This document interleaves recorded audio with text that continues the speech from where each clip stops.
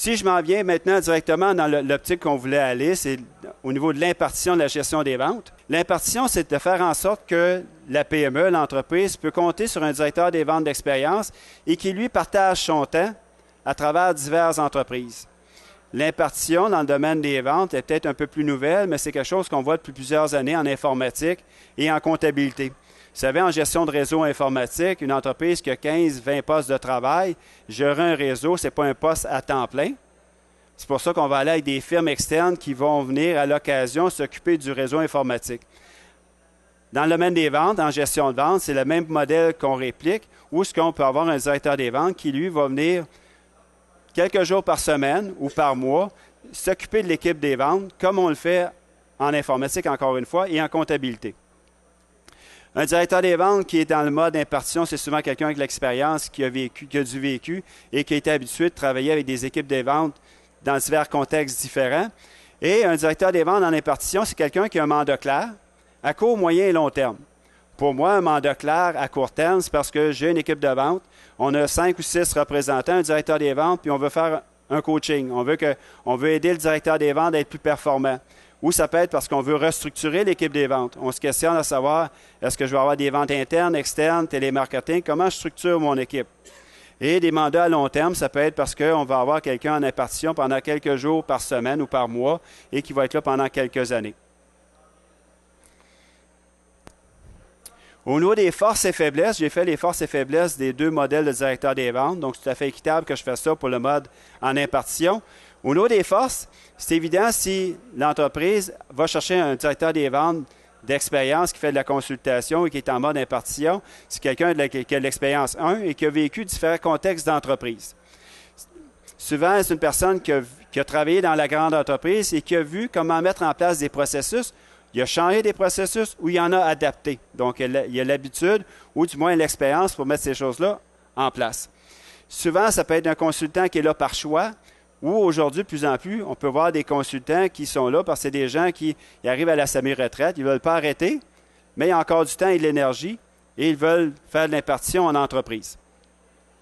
C'est souvent des gens qui sont capables de challenger la direction parce qu'on a vu plusieurs modèles différents. Donc, avec l'expérience, on est capable de pouvoir challenger la direction pour avoir une bonne orientation ou du moins éviter de faire quelques erreurs.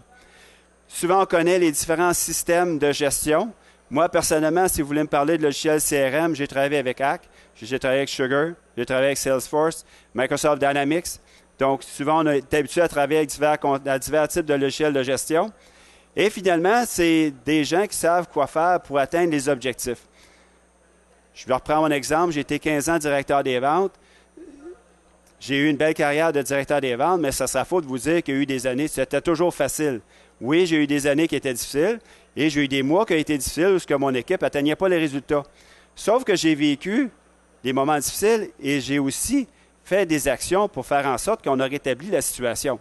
Donc, c'est des gens qui ont été habitués à savoir qu'est-ce que je dois faire pour atteindre les résultats et, dans certains cas, redresser une situation parce qu'on l'a fait dans le passé.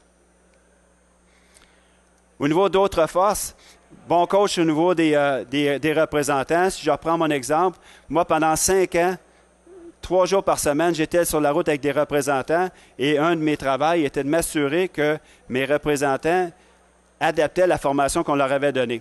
Donc, si on parle de coaching de représentants sur la route, souvent les directeurs des ventes qui sont en mode impartition, c'est des choses qu'on a faites dans notre carrière.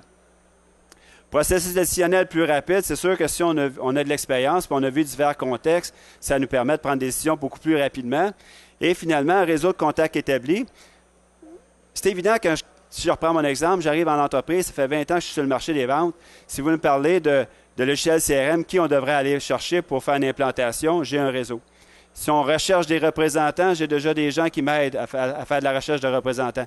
Donc, la personne d'expérience, que je veux dire, c'est qu'elle arrive là avec un background et a son propre réseau établi qui fait en sorte qu'on peut arriver plus rapidement à nos fins. Au niveau des faiblesses, il y en a quelques-unes. Connaissances spécifiques reliées à votre industrie. C'est évident que je ne peux pas être un expert partout. Et quand je rentre dans une entreprise manufacturière, je ne peux pas connaître tous les types d'entreprises et les industries. Sauf que les experts, c'est vous les clients. Donc, moi, mon rôle est de gérer une équipe de vente et j'ai à l'arrière de moi une équipe d'experts qui est là pour nous donner l'expertise pour atteindre nos résultats. Un directeur des ventes en mode impartition n'est pas toujours disponible. C'est évident, si actuellement, il y a un de mes clients qui essaie de me rejoindre, je ne prendrai pas l'appel.